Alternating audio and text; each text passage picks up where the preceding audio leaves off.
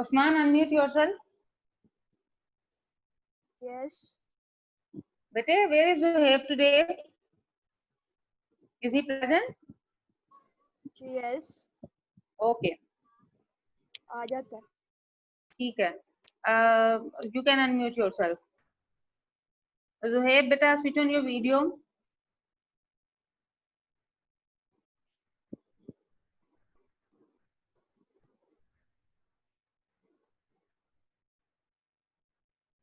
Okay, so all of you can see the page which I have shared with all of you. It's exercise of your unit number 6, page number 110. You can also open it on your books. And today we are going to start the exercise. Last time we have done with the chapter. But before going on exercise, first let me tell you about some key points. Page number 109. You can open it by yourself, right? So on page number 109, there are certain key points which we are going to discuss one by one. ताकि आपका सारा का सारा जो है वो recall हो जाए. Number 1 is solution is a homogeneous mixture of 2 or more substances. Now over here you can say homogeneous is important terminology के आपने homogeneous लिखना है. Heterogeneous and homogeneous there is a difference between two. मैंने last time भी आपको बताई थी ये चीज, ठीक है? So solution is always a homogeneous mixture जिसकी सारी की सारी consistency एक जैसी होगी, right? Then number 2, aqueous solution is formed by dissolving substances in water. All of you know aqueous means water. So it is formed by when you dissolve something in the water. Number 3 is the component which is lesser in quantity is called, you must definitely know it, is called solute. And the component in greater quantity is called solvent. जो चीज ज्यादा amount में है that is going to be solvent, और जो थोड़ी amount में हम जिसको mix करने जा रहे हैं that is going to be solute. Number 4, a solution containing less amount of solute than that is required to saturate it at a given temperature is called unsaturated solution. Means saturated solution से नीचे की बात कर रही हैं ये. So what it is called? It is called unsaturated solution जो कि पूरा saturate नहीं हुआ हुआ. Then a solution that is more concentrated than a saturated solution is called supersaturated at the particular temperature. के supersaturated की definition है जो कि saturated से ऊपर वाली stage है. So okay, number 5, solution may be dilute or concentrated. अब उन्होंने solution की concentrations आपको बताई हैं. We have discussed that there are dilute solutions, there are concentrated solutions as well, right? Depends upon the quantity of the dissolved solute in the solution. कि हमने उसमें solute कितना लिया. Let's say अगर हम HCl का dilute solution बना रहे हैं, we will take 10 ml of HCl और उसके अंदर हम 100 ml water की addition कर देंगे. That will be dilute solution. But if we need concentrated solution of HCl, we are going to take only that particular solution of that concentration. उसमें हम पानी या कोई भी solvent add नहीं करेंगे. ठीक हो गया? Then concentration के units हैं, we have expressed as mass by mass, जिसमें solute का mass भी जो है grams में होगा, divided by जो solution है that is also going into the grams. Then percentage mass by volume. Mass by volume means mass of solute will be in grams, mass जो है, और volume जो है वो in centimeter cube. Then volume by mass and at the end volume by volume. Volume by volume जो है वो quantity है जिसको mostly हम use करते हैं to make the solutions. Then the practical unit of concentration is molarity. Then हमने molarity को discuss किया था. The sign was m and we have studied 2 formulas for molarity. So it is the definition of molarity as well, that it is the number of moles of solute dissolved in 1 decimeter cube of solution. आगे हम एक MCQ भी करेंगे जहाँ पे आपसे पूछा जाएगा definition of molarity.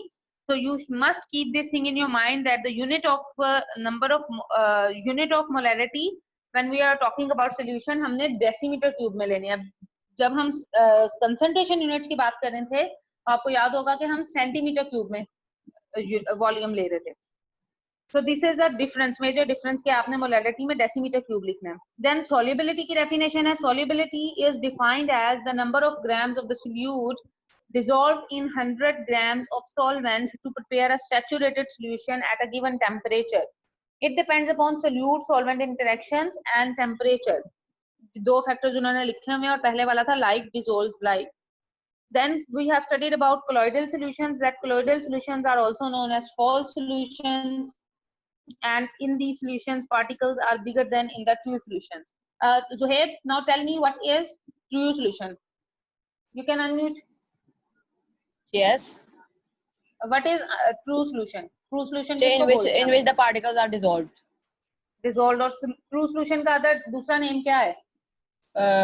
Solution का अदर नाम जो वो नहीं पता. Solutions जो होते हैं ना उन्हीं को true solution बोलते हैं. ठीक है? Okay, Usman, you tell me what are false solutions? False solution वो सोल्यूशन होते हैं जिनमें सोल्यूशन सही तरह डिसॉल्व ना करे वो सॉल्वेंट में. और दूसरी टर्मिनोलॉजी क्या है? दूसरी false टर्मिनोलॉजी solutions के लिए. फॉल्स सोल्यूशन की अभी पढ़ रहे थे हम. Colloidal solution. Colloidal solution. Colloidal solution जो है वो उनको कहते हैं फॉल्स सॉल्यूशन. और मैंने बताया था व्हाई दे कॉल्ड, बिकॉज इनके अंदर जो पार्टिकल्स हैं that are going to be dissolve जरूर होते हैं, लेकिन जब हम उन पे लाइट डालते हैं बीम ऑफ लाइट तो वो स्कैटर हो जाती है. That's why they are known as false solutions. Any question till here? If you have any question from previous chapter, कोई किसी तरह का भी क्वेश्चन है, कोई चीज क्लियर ना हुई हो, you can ask right now. Usman, Zuhaib, bete, anything you want to ask? Zuhaib, clear hai? Okay, Usman, what about you, beta? Is it clear? Yes, clear है. Okay, Alicia, can you please tell me? Alicia, are you there? Yes, teacher, clear है सब कुछ. चलें ठीक है. आपने पढ़ा था पीछे से बेटे? जी. चलें ठीक है. अगर कोई क्वेश्चन हो तो आप उसको नोट डाउन कर लीजिएगा, नेक्स्ट लेक्चर में फिर हम कर लेंगे. ठीक है? ठीक है. Okay, what about you, Mehrunisa? Mehrunisa?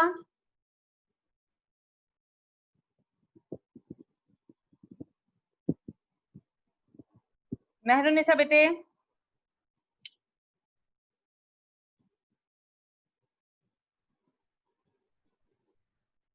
Okay. चलें जी. Now we are moving towards exercise which is on page number 110. You can see the screen share. बेटे इस तरीके से नहीं करो, ये कलर्स वगैरह ना करो. Right. So the first one, mist is an example of solution. Usman, answer solve हुए हैं. You can see the first one is liquid in gas, because mist क्या है? Mist is always present in air. तो जो liquid के droplets होते हैं कुछ, that are when going to be mixed with the air, that is forming mist. ठीक है? This is liquid in gas. बहुत से body spray जो deodorants होते हैं उनमें भी mist होते हैं. When you get just a puff of spray, so that is also a form of liquid in gas. Now number 2, which one of the following is a liquid in solid solution? Sugar in water? No. Sugar in water क्या है Zuhaib? कौन सी state है solution की? दोबारा करें. Yes. Second वाला पूछ रही हूँ, part A. Sugar in water, which state it is? Solution की कौन सी काइंड है? चाहे वो क्या कहते हैं, चाहे सॉलिड सोल्यूट है और चाहे वो सॉल्वेंट वाटर है. ठीक है. So we will call it solid and liquid. मतलब सॉलिड लिक्विड सोल्यूशन होगा ये. So it is not the option. Butter is the option because it's liquid in solid. Butter usually is always present in solid form, जर्मनी form में होता है, but it also have some droplets of liquid, so it is, the example is butter. Then number 3, concentration is ratio of number 1 solvent to solute. No. solute to solution means कितना आप solute, जब जितने भी formulas हमने किए हैं concentration के, आपको पता है ऊपर हमेशा mass of solute आया है. mass of solute, volume of solute, सारे के सारे ऊपर आए. it means it is the ratio between solute to solution. So part B is correct answer. Then number 4, which one of the following solutions contain more water? कि किसमें ज्यादा water होगा? Usman, number 4 को बताएं कौन सा आंसर है? नहीं हो रहा अनम्यूट, जस्ट वेट जी। हाँ जी, 0.25 मोलैलिटी, मोलैरिटी हाउ? क्योंकि जितनी मोलैलिटी कम है उसका ये मतलब है कि उसमें ज्यादा वाटर है ठीक हो कंसंट्रेशन। गया जी, शाबाश। 2 मोलर जो है इसमें सबसे हायर कंसंट्रेशन का यूनिट है। देन 1 मोलर उसके बाद आ जाता है, फिर 0.5 मोलर, और 0.5 मोलर से कोई छोटी क्वांटिटी या 0.25। लेट्स से अगर यहाँ पे आपको एक और ऐड अप किया होता 0.025, तो then you will go towards 0.025 because 0.025 0.25 से भी छोटा है। ठीक है जी। Now number 5, a 5% weight by weight sugar solution means that, जो है मैंने ठीक पे टिक लगाया हुआ, जरा check it out.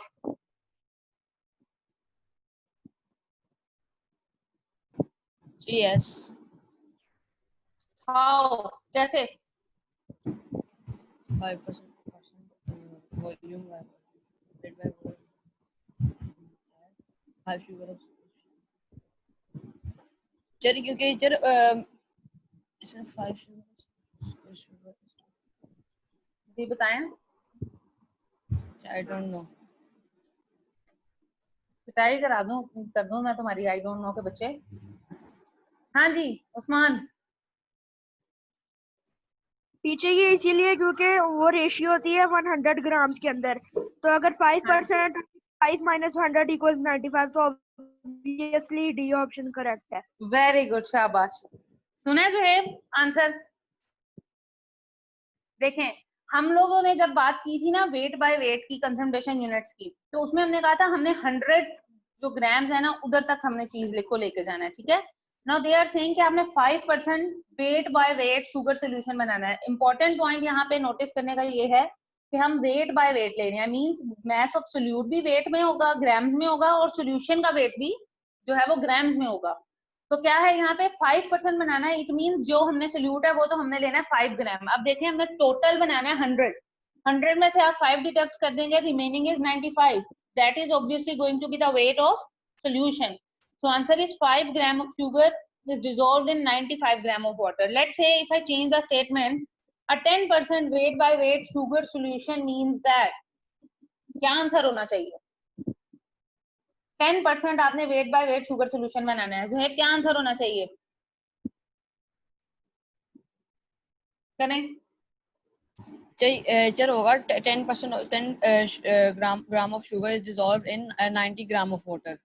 Very good, समझ आ गया ना आप किस तरीके से करना है ये हमने? यस। कि आपको स्टेटमेंट कुछ भी आई हो, यू शुड बी एबल, उसके ऊपर ग्रिप होनी चाहिए आपको, आपका कॉन्सेप्ट क्लियर होना चाहिए कि उन्होंने क्या कहा है। बहुत से बच्चे हैं दे जस्ट मेक अ रटा कि 95 और 5 ग्राम था और बस लगा दे इसको लगा दो, ये बिल्कुल सही है यार, but it's not the case. आप सोचें उसके बारे में और फिर बात करें। ठीक है, चले number 6, okay. If the solute forces are strong enough, mean जो सोल्यूट उसमें एड अप किया गया है वो दोनों फोर्सेस इतनी एनफ स्ट्रॉन्ग है, then those of solute solvent की निस्बत, when forces the solute क्या होगा? डिसॉल्व हो जाएगा, does not dissolve, dissolves slowly, dissolves and precipitate. Ji Alisha, can you please give me the answer with reason?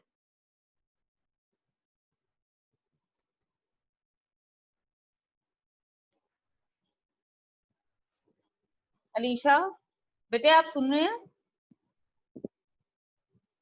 Ji teacher. What is the answer of number 6? Teacher मुझे सही से नहीं पता। चलें अब गौर से सुने, फिर मैं एक एक चीज को एक्सप्लेन करूंगी। यस उस्मान, यू टेल मी।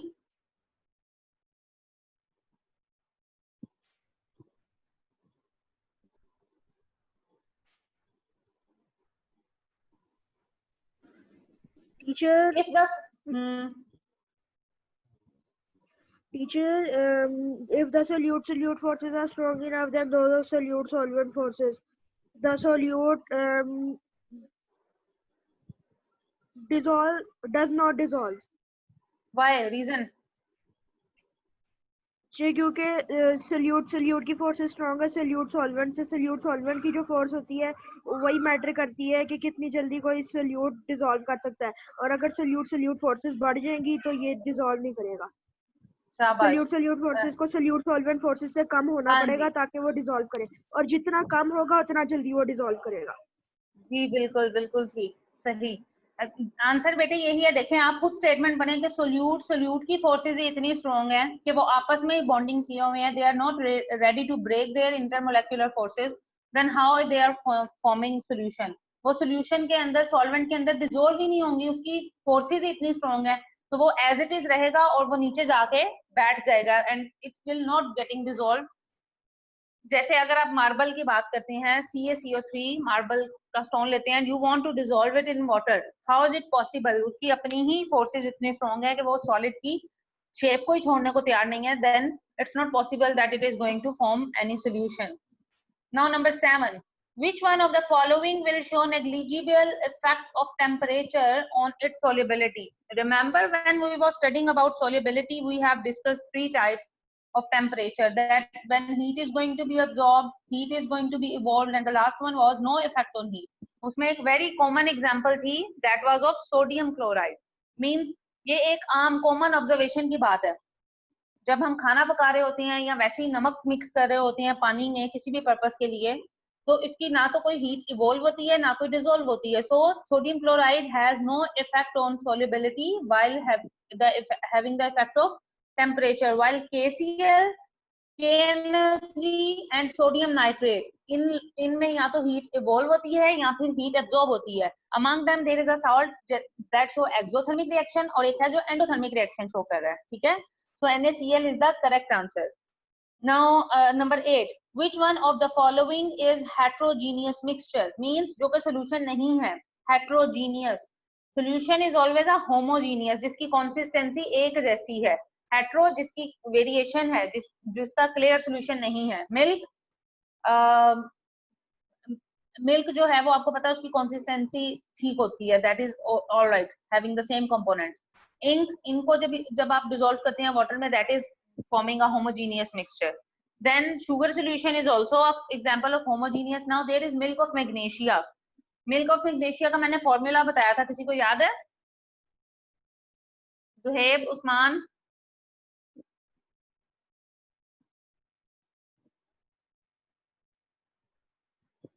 नहीं याद? चले, मिल्क ऑफ मैग्नीशिया का याद है उस्मान फॉर्मूला आपको?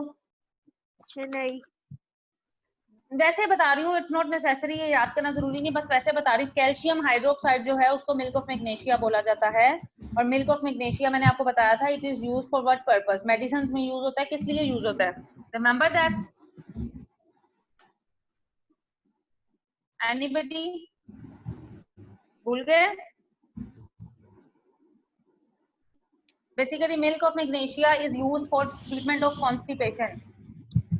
इसके आप जस्ट फ्यू ड्रॉप्स मिल्क में ऐड करते हैं, then you take it, then the issue get resolve. So milk of magnesia जो है इसकी कंसिस्टेंसी एक जैसी नहीं होती, जब भी आप इसको डिसॉल्व करते हैं इसके कुछ पार्टिकल्स जो है वाइट सा मटेरियल रहता ही है। सो it is a heterogeneous mixture, right. Now coming towards number 9, Tyndall effect is shown by, आपको पता है कि ये कोलॉइडल सॉल्यूशंस की प्रॉपर्टी है, कैरेक्टरिस्टिक प्रॉपर्टी जो कि डिफरेंस करती है सॉल्यूशन और कलर्स में। So sugar solution homogeneous mixture है, पेंट्स भी, चॉक का solution भी। So jelly जो है वो Tyndall effect show करेगी, right? Now we are moving on the page number 111. I am sharing the page with you.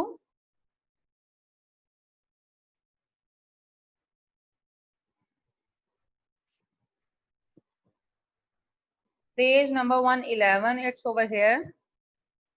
It's number 10. Tyndall effect is due to, आप सबको पता है, it is just scattering of beam of light. Number C option is correct. Then अब जरा काम की बात है, इतनी काम की बात भी नहीं है, आपको आसानी से पता लग सकता है। If 10 cubic centimeter या centimeter cube of alcohol is dissolved in 100 gram of water, it is called what solution? Solution. जी जुहेब। Yes. नंबर 11 पढ़ें। if 10 centimeter cube of alcohol is dissolved in 100 gram of water, it is called.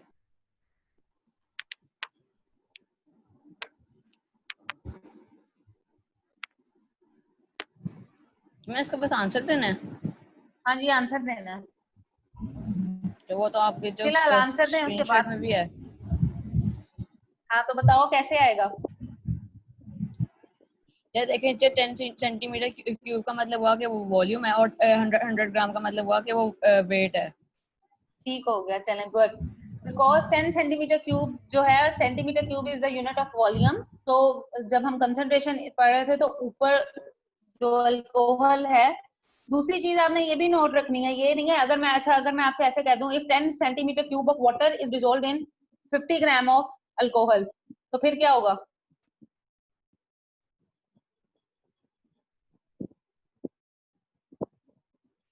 तब भी option same ही रहेगी, लेकिन आप ये इसमें जरूर देखें जो कम अमाउंट है that is of solute 10 centimetre cube. आपने आंसर बिल्कुल ठीक दिया कि वो वॉल्यूम का यूनिट है, that's why it is volume divided by weight. But अगर यहाँ पे ऑल्टरनेट कर देते हैं, मींस वो लिख देते हैं 100 gram of water dissolved in 10 centimetre cube of alcohol, तो फिर क्या होगा आंसर, ज़ोहैब बताएं।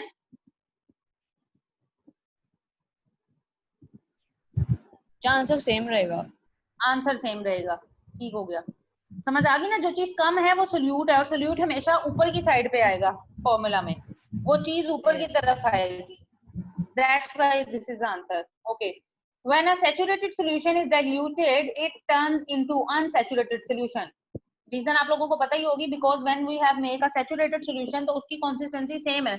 अगर हम उसमें मोर सोल्यूट ऐड करेंगे it will be super saturated, लेकिन अगर हम उसको मजीद डाइल्यूट कर देंगे, मींस हम उसमें सॉल्वेंट को ऐड कर रहे हैं, सोल्यूट जो हमने ऐड किया हुआ वो उतना ही है, तो क्या हो रहा है, ये अनसैचुरेटेड सॉल्यूशन हो रहा है, उससे नीचे अमाउंट गिरती जा रही है। ठीक है, number 13, molarity is the number of moles of solute dissolved in 1 decimetre cube of solution.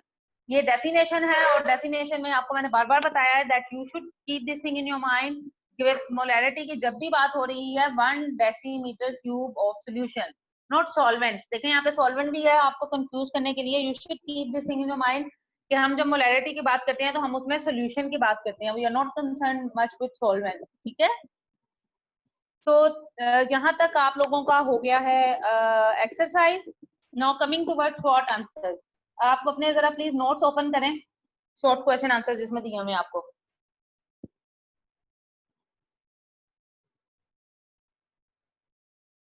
Usman, do you have right now?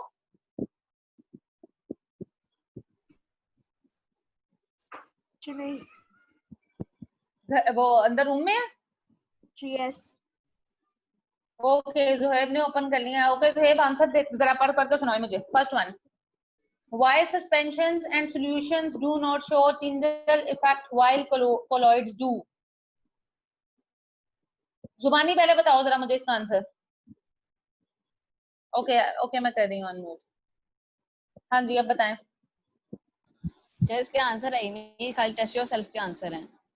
Short answers के नहीं है? नहीं, चलो शाबाश, फिर खाली टेस्ट बताओ। योरसेल्फ के। चलो अब क्या? बताओ मुझे, why suspensions and solutions do not show Tyndall effect while colloids do? ये पहले क्वेश्चन को थोड़ा समझा दे। वो कह रहे हैं कि सस्पेंशन और सॉल्यूशन और कोलॉइड्स का आपने डिफरेंस पढ़ा था, टेबल पढ़ा था ना, मैंने समझाया था आपको लास्ट टाइम। यस, उसमें से वो कह रहे हैं कि सस्पेंशन और सॉल्यूशन जो है वो दोनों टिंडल इफेक्ट शो नहीं करते, सिर्फ कोलॉइड शो करते हैं। रीजन बतानी है व्हाई। चल क्योंकि चल इनके बीच में चल स्पेस नहीं होती इतनी ज्यादा। किनके बीच में? चाहे सस्पेंशन और सॉल्यूशन के मॉलिक्यूल्स में इतनी ज्यादा स्पेस नहीं होती। नहीं नहीं नहीं नहीं, हमने मॉलिक्यूल्स की तो इतनी बात ही नहीं पढ़ी। देखो, सॉल्यूशन की डेफिनेशन थी it is a homogeneous mixture. ठीक है, जब हम Yes. इसमें से टिंडल इफेक्ट क्या है, we pass a beam of light and if the light is getting scattered it means it is a colloid. solution जो है वो पूरी तरह से mixed है, it does not have any you can say कि कोई भी उसकी heterogeneous variation नहीं है, तो उसमें से जब लाइट पास करेंगे it get absorbed, scattered नहीं होगी। ठीक है, पार्टिकल्स उसके मिक्स हुए में अच्छी तरह। जबकि सस्पेंशन है, सस्पेंशन में पार्टिकल्स आपको पता है बड़े बड़े होते हैं, जिस तरह मैंने आपको सिरप की एग्जांपल दी थी कि सस्पेंशन Yes. जो है you need to shake that, तो उसमें पार्टिकल्स इतने बड़े होते हैं कि वो उसके दरमियान लाइट का रास्ता स्टक हो जाएगा और वो स्कैटर्ड नहीं होएगी। आप डायग्राम भी देख सकते हो अपने पीछे जो बनी हुई है। लेकिन कोलॉइड जो हैं उनके अंदर पार्टिकल्स नेकेड आई से हमें नजर नहीं आ रहे, दे आर डिसॉल्व, हमें सोल्यूशन ही लग रहा है। लेकिन जब हम उन पे टिंडल इफेक्ट की वजह से स्कैटरिंग करते हैं, लाइट की बीम ऑफ लाइट डालते हैं, तो इट गेट्स स्कैटर्ड, क्योंकि उसके पार्टिकल्स बिल्कुल सही से डिसॉल्व नहीं हुए, उनमें थोड़ी सी कैपेसिटी है कि वो लाइट का रास्ता जो है उसको पास ऑन करने दें। समझ आ गई बात? Yes. Okay, second one. What is the reason for the difference between solutions, colloids and suspensions? Usman.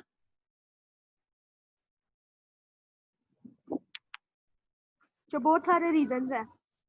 For example, for example जो उसके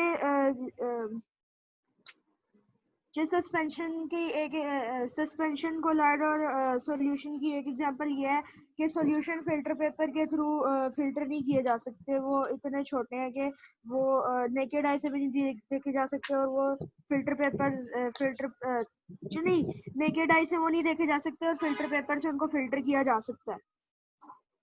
और कोलॉइड जो है वो उनके पार्टिकल्स लार्ज इनफ है लेकिन वो देखे नहीं जा सकते। और जो ठीक है, वो सारी बात ठीक है आपकी, लेकिन यहाँ पे वो कह रहे हैं what is the reason for the difference between solutions, colloids and suspension. Reason बतानी है आपने। ये तो ये है ना कि सॉल्यूशन ऐसे कर सकते हैं हम, ऐसे नहीं कर सकते, रीजन क्या है पीछे? सोचो। जो पार्टिकल्स की रीजन है, या हमने जब अपना ये क्या कहते हैं शुरू किया था टॉपिक सॉल्यूशंस का, तो हमने क्या पढ़ा था सबसे पहले? ठीक है, सॉल्यूशंस सबसे सिंपलेस्ट फॉर्म में एग्जिस्ट करते हैं।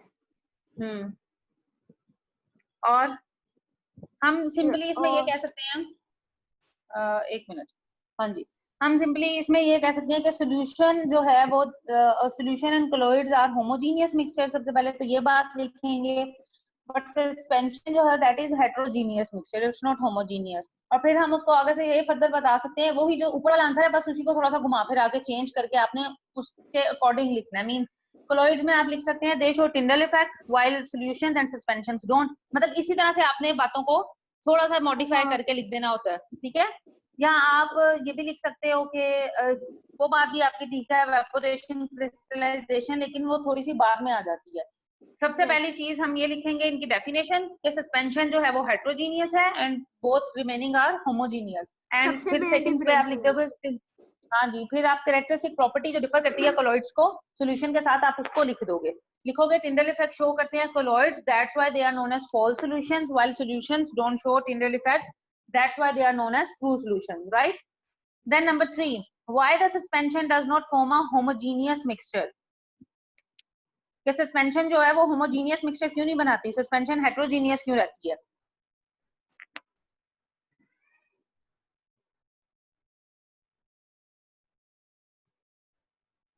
हाँ जी बताएं, कौन बताएगा? उस्मान आप बताओ। जो उसकी ये वजह है कि उसके पार्टिकल्स बहुत बड़े होते हैं, और अगर उनको हम एक टाइम के लिए मिक्स कर भी दें तो वो इतने बड़े हैं कि वो अपनी वेट की वजह से नीचे जाके बैठ जाते हैं, इस वजह से वो कभी due to the weight of, ठीक है शाबाश, because the particles in suspension are quite big, कि वो अपने आप को सेटल डाउन कर लेंगे नीचे और उनकी ग्रेविटी की वजह से वो नीचे बैठ जाएंगे, that's why they didn't form, they don't have the capacity to form a homogeneous mixture, that's why they tend towards suspension. अच्छा यहाँ तक एनफ है because we have 8 minutes left. उससे पहले मैं जरा आपको एक बात बता दूं that I think all of you get some schedule of copies और रजिस्टर्स कलेक्शन वेडनेसडे को 11 से 1 बजे के दरमियान। What is the message you conveyed, it's date पता है आपको? यस मैं आपको बताता हूँ, ये 23rd आ रही है ना वेडनेसडे की। जी जी हाँ जी, so all of you have to give your registers with complete work, जितना काम हो चुका है वो सारे का सारा you have to complete your work and you have to submit on Wednesday and after Monday I think you can get it back, your copies will be checked, ठीक है। meanwhile I will not give you any work, जिस दौरान आपकी copies मेरे पास होंगी registers, I will check it out and I will write down all the comments and all the things जो भी उसमें होंगी. तो फिर जब भी नेक्स्ट हमारी क्लास उससे रिलेटेड होगी, we are going to discuss all those things in that. ठीक है. तो अब आपका जो होमवर्क था वो यहाँ तक आप प्लीज इसको कंप्लीट कर लें, सॉल्यूशंस को, न्यूमेरिकल्स वगैरह सारे कुछ. मैंने आपको सॉल्यूशन सस्पेंशन का जो होमवर्क दिया था. Then you can move on page 112. जो रिमेनिंग इसके शॉर्ट आंसर्स रह गए, please try to do it by yourself. फिर नेक्स्ट टाइम हम इसको डिस्कस करेंगे. ठीक है. Then there is long answer questions. ये सारे के सारे ऑलमोस्ट आप लोग लिख चुके हो. मैंने आपको लास्ट टाइम दिया था you have to write down 5 characteristics of colloids and then suspensions. Homework किया हुआ नहीं ना? Yes, Usman, Zuhaib, have you done? Check किया हुआ है. जो 3 ही हमने वाले क्वेश्चन दिए थे ना लॉन्ग के. हाँ. दिखाओ जरा. दिखाएं. दिखाता हूं. And Usman, what about you? महीने सिर्फ नहीं किया हुआ. मैंने जो आखिरी काम किया हुआ है वो यहाँ तक है, प्रिपरेशन